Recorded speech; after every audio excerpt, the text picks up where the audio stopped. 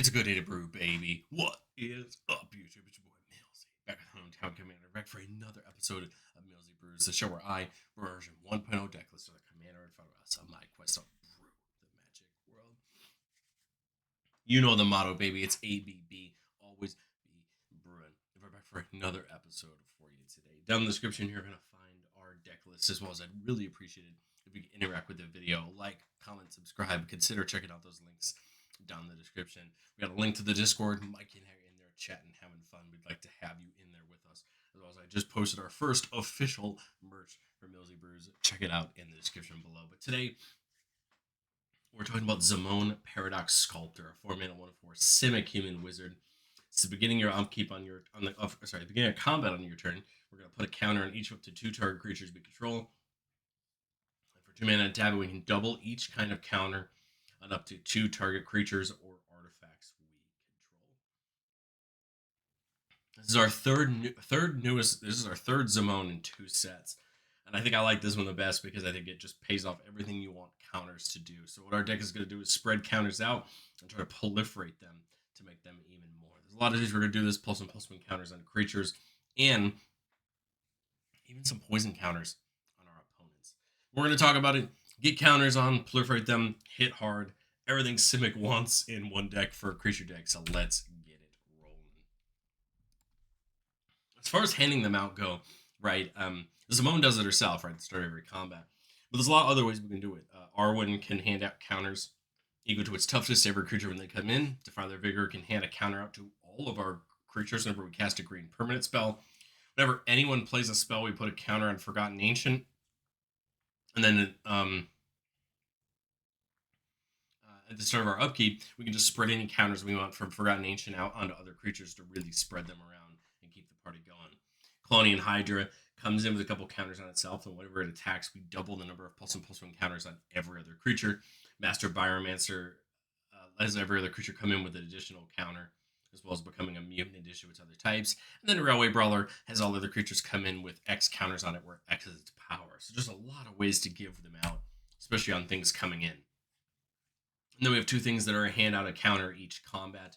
Hadana's Climb, hand out a counter on a target creature we control. Then if that creature has 3 more counters on it, it flips over into a land that for 3 mana can give a creature flying and a buff, where that buff is its power. This can lead to some big damage right in the air from one of our creatures.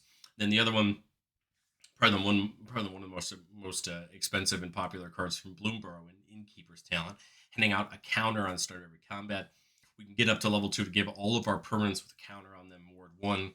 And then for 4 mana, getting up to level 3, we get that doubling season type ability, doubling the amount of counters that we would put on a permanent or player. So very good ability to help us out.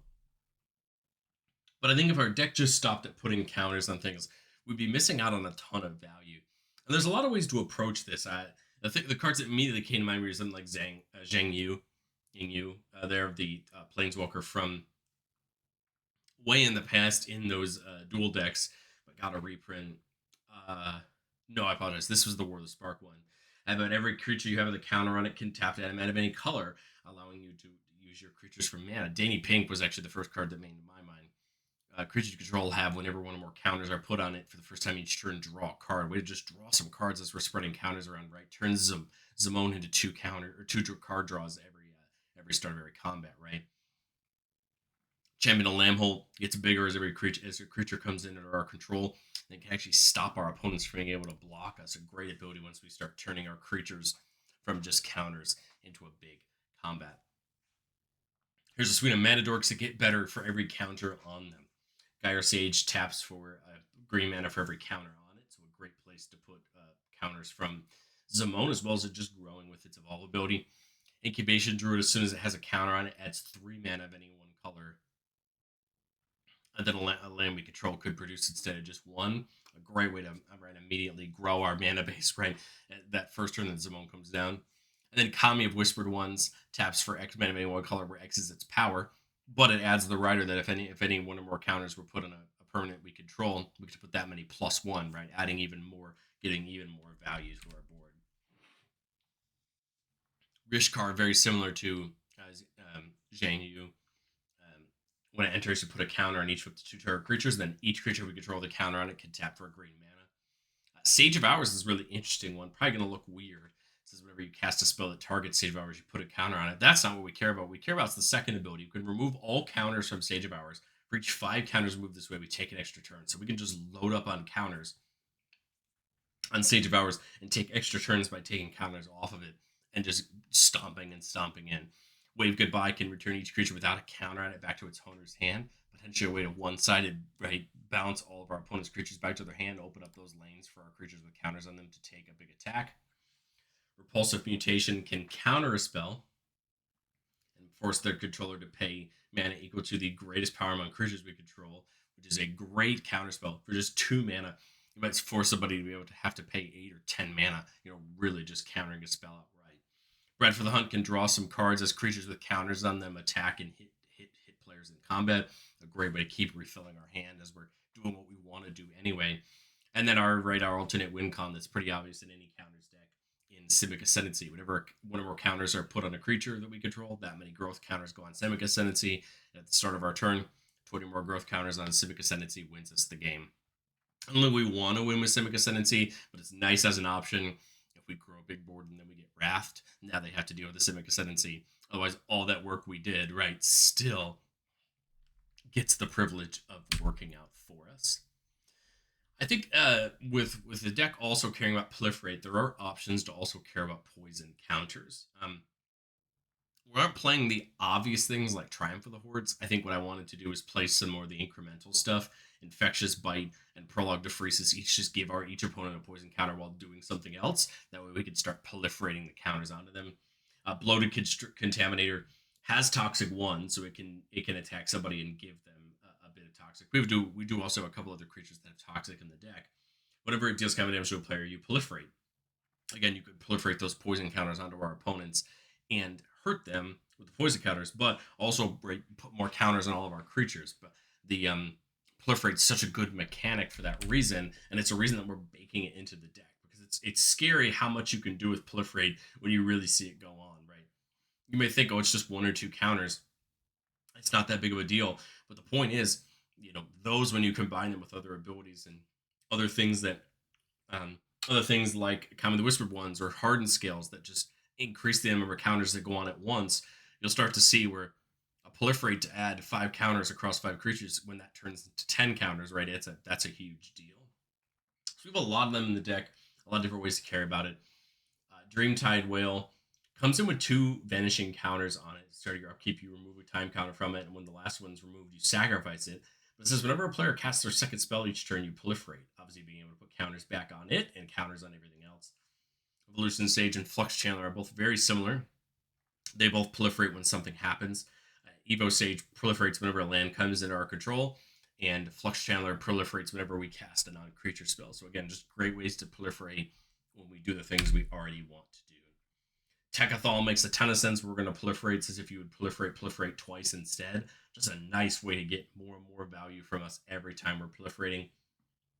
And then we can make Techathol indestructible by removing some counters from things, making sure that we're always getting good value from proliferate. Thrumming Bird, just a little 1/1, but when it hits somebody, we proliferate. A great ability, especially if we have an opponent that doesn't have any flying blockers, right? We can get in and make sure we're always proliferating. Again, another example of proliferate on a spell. Tezzeret's Gambit can draw a couple cards and proliferate.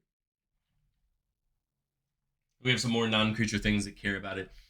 Mutational Advantage and Ripples of Potential can both proliferate and protect our board. Mutational Advantage gives all of our creatures hexproof and indestructible, and prevent all damage that will be dealt to the permanents that have counters on them.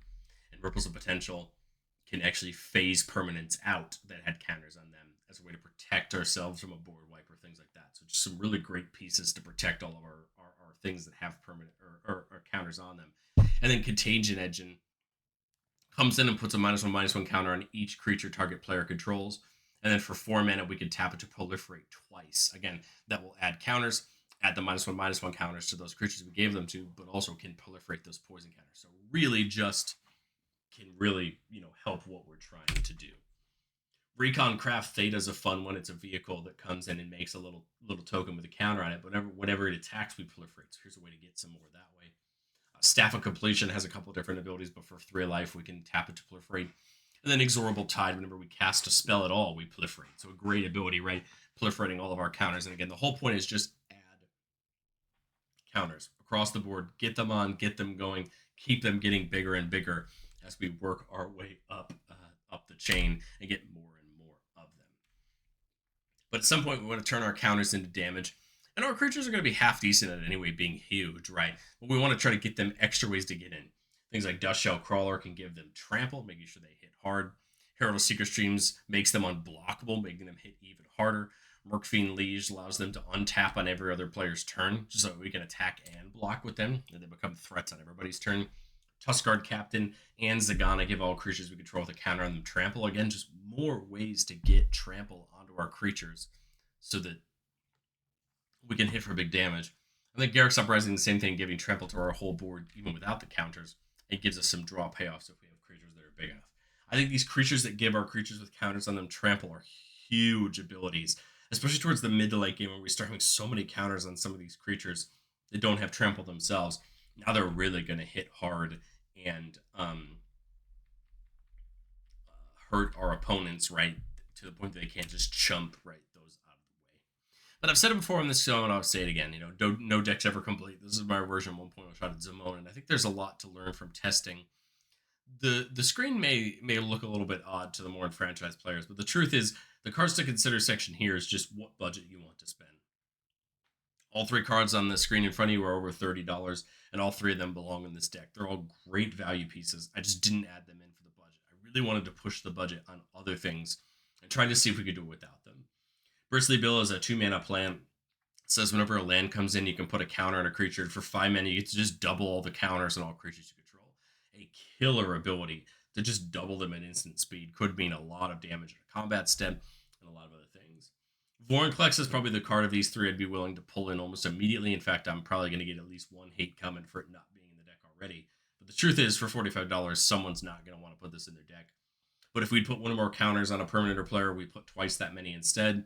And if an opponent would put 1 or more counters on a permanent or player, they put half that many instead, rounded down. Just a card that if you're playing another counters deck, shuts them down and ramps us up. I love it. It's probably one of my favorite counters focused cards, but again, at $45, I wanted to make sure we spread the love in the deck. Same thing with the Ozolith, sitting at about $30. If a creature of control would leave the battlefield that had counters on it, you put it on the Ozolith. At the start of your combat, you get to put counters from the Ozolith onto a creature, really going after one creature, buffing it up big, right, and getting him for big damage. I love all 3 of these cards. If I had my own, I would probably try to find a way to, come up with the extra $100 to put them in the deck, because I think all 3s are absolute value engines for what they do. But I can understand why someone wouldn't want to put $30 into one individual card, right, or $40 or $50 or what have you. So I would understand. But I think these all literally help the deck, especially Vorinclex and Bristly Bill, so much with what they do. But let's get into our playtest. In this first one, we're keeping a 3-lander with Beast Within, Contentious Plan, Proliferate, draw a card, the Champion of Lamhole, and then Polywog Prodigy, a creature that gets a counter on it whenever a creature with greater power toughness comes in that's evolved, or right, just through Zimone's ability, and then whenever an opponent casts a non-creature spell with mana value less than its power, we draw a card. So a draw card engine as Polywog Prodigy just gets bigger and bigger. Turn 1, might as well put that path in tapped. I mean, nothing we're going to do there on turn 1, right? Turn 2, I think we get the command tower in and just get the Prodigy down, just to get it going down. We kind of have nothing better to do on turn 2. Turn 3, I think I'll just get the Champion. Makes a great start for Zimone here next turn. Come in, put a counter on it, and then put another counter on it, right, with her ability. I think that's what I'd be looking to do. Go here. Zimone, I would have scryed off of the cast of Lamhope, but I didn't, so we'll do it off of Zimone. I think Island's fine. But again, when it comes in, Lamhope gets a counter. And then start of our combat, Zimone's going to put a counter on up to 2 different things. We'll put one on the Prodigy, and we'll put another one on Lamhope, just so now that less things will be able to attack. Prodigy would get another counter when Zimone comes in off the evolve. So spreading the love well. Now if a opponent casts him 2 or 1, mana value non-creature spell, we can draw some cards. But again, the point here is we're starting to spread some love around our creatures, getting our board built up. As we get into turn 4 here, I think see, I was thinking Defiler of Vigor here, put a counter on it, and Zimone was Zimone's ability. Lambholt will get one, and Prodigy will get one because of the evolve and then the creature coming in. And now next turn is when we cast these green permanents. Counters will get spread over all of our creatures. Lambholt's a 4/4, stop a good amount of creatures from blocking it. Maybe we get a big attack in this turn. Maybe we net a spell. Maybe we net a card from going around the table on people casting things. But come back to our turn with 5 mana. I like the toss card to give them all trample, right? That would put a counter in everything. I wouldn't even mind proliferating just to see what we could get off the draw. So proliferate, putting a counter on all of them. Our card, the bloated, is great. Obviously, just can't attack this turn. So that's 3 mana left. Now the fun part is we have access to Defiler Vigor's ability. So for each green permanent spell we cast, we can pay 2 life instead of the green tick on them. So for 3 mana, we can actually play Tuskguard Captain and Dust Shell Crawler for just 3 mana, but 4 life. So when we cast the Tuskguard Captain, it's going to put a counter on all of these guys. Tuskguard's going to come in, putting a counter on Lambholt. And then when we cast the Crawler, we're going to put a counter on all these guys. And then when the Crawler comes in, we put a counter on Lambholt. Crawler puts a counter on a creature when it comes in. We'll just put it on itself. Right, so that way it has a little bit of power to its name. But now, going into combat, we'll put a counter here and here with Zimone to spread the love. Now we've got a bunch of tramplers, right, that are a big threat for our opponent. We're going to attack in this turn, do some big damage. Again, now next turn, right, we could tap Zimone. Maybe double Lambholt and Vigor. I mean, at this point, nothing's blocking our creatures because Lambholt's a 9/9, right? And so its ability is going to stop you from blocking. Just get in for big damage this turn. 9, 7 is 16. Zimone is 21. Vigor's 31. I mean, there's a chance maybe we'd be able to knock somebody else out this turn, if need be. And then next turn, just prepare to hit, right, even harder. I think just get a land in, get the bloated constructor in. That's a counter on everybody. And then I would just tap Zimone, double the counters on maybe Lambholt and Vigor or something. And just, and then just go to town on that. I think it's a pretty good place to stop for this playtest. We got to see some of the counters. Some of the counters matters. We didn't get really see any of our proliferate because we saw bloated contaminator a little bit late. But that's okay. I think we probably will see it another playtest. Here, place number 2, we have a 4-lander with Danny Pink, Flux Channeler, one of our proliferators, and a Tuskguard Captain. So we've got a good start here for it. I think turn 1 we'll play that island. Again, nothing really here to do turn 1. Turn 2 we'll play the harbor. Nothing to do on turn 2. Turn 3 we'll play the Springs, and I think there's a couple options. There's Kami, which would fit well with Zimone coming down next turn. There's the Tuskguard Captain. I think it's just Kami, right? Set ourselves up for more mana next turn. I think here I just Zimone. Go to combat. Both of them get 2 counters because of Kami's ability. So now Kami's going to be tapping for 3 this turn. It is a mana of any one color, so I could use that to immediately play something like Tuskguard Captain or something like Flux Channeler. I think I'll put the Tuskguard Captain down with its ability, right? Just so that we have access to more things. Now, right, it's going to tap for 3. I like the idea of something like Railway Brawler this turn. Hadama's Climb could be good to start getting some counters. We could actually flip it this turn.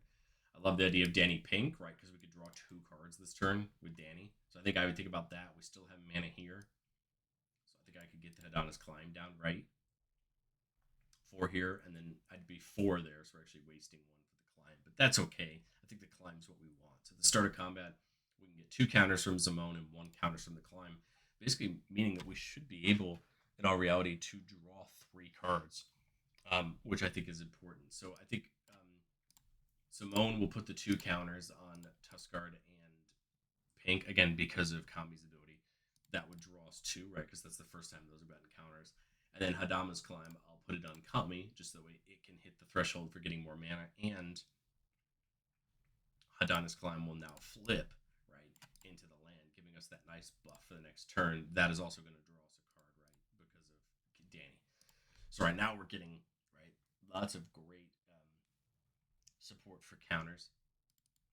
We have things like Tesserate's Gambit that can proliferate us, Flux Channeler can proliferate us. Now we're working on more of this proliferate plan, right, with a couple of cards in our hand. We'll go to the next turn. Again, I love the idea of Winged Temple of Araska here. We don't have any huge creatures yet, but Danny Pink is a 6/5, and that could be a 12, right? A 12/11 with Winged Temple, but we could also save it for another turn. 7 mana. I mean, we could plot Railway Brawler, but I kind of like the idea of Flux Channeler. I was gonna say I really like the Gambit, but maybe it's something where we get the Arcane Signet down to build a little bit more value, and then Contentious Plan. We would go to proliferate on these guys, but remember that they get 2 counters instead of 1 because of Kami. That draws us 4, right? Because all of these got their counters for the first time that turn, and then we draw again. It was 3 for the Channeler, 2 for the Arcane Signet, 2 for that. So we've still got 2 mana left over.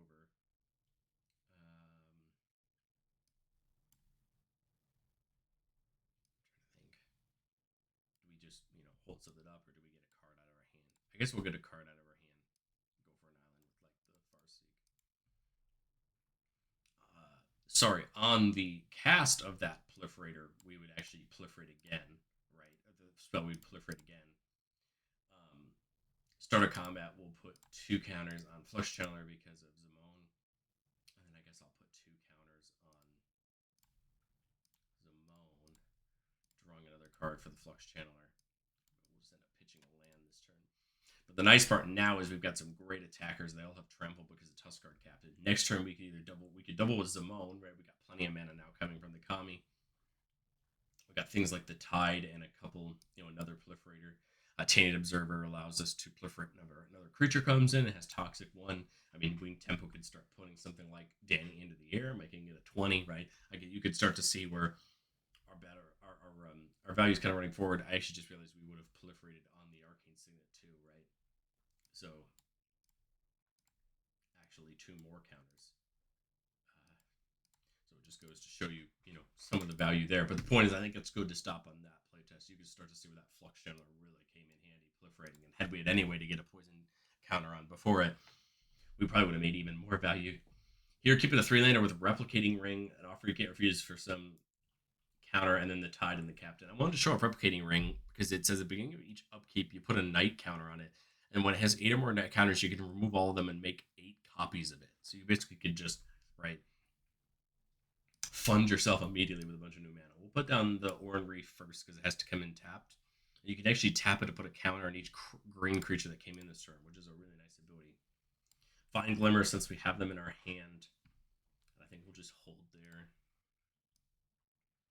Here, ooh, not a bad option. I like the Ring to get that process started. But I also like something like the Captain to go into Zimone next turn. Let's do the Ring. That'll leave an offer you can't refuse up, just in case we feel like it's something we need to do. Turn 4 here, we have 5 mana. We do the Tide. Get the Captain down. We'll do something like Krasis to draw a card or 2, but I kind of would rather wait, right? Get more mana on the... Get more mana in there, right? I guess just Tuskguard and hold up the offer. We'll tap the Vaspa to put a counter on it.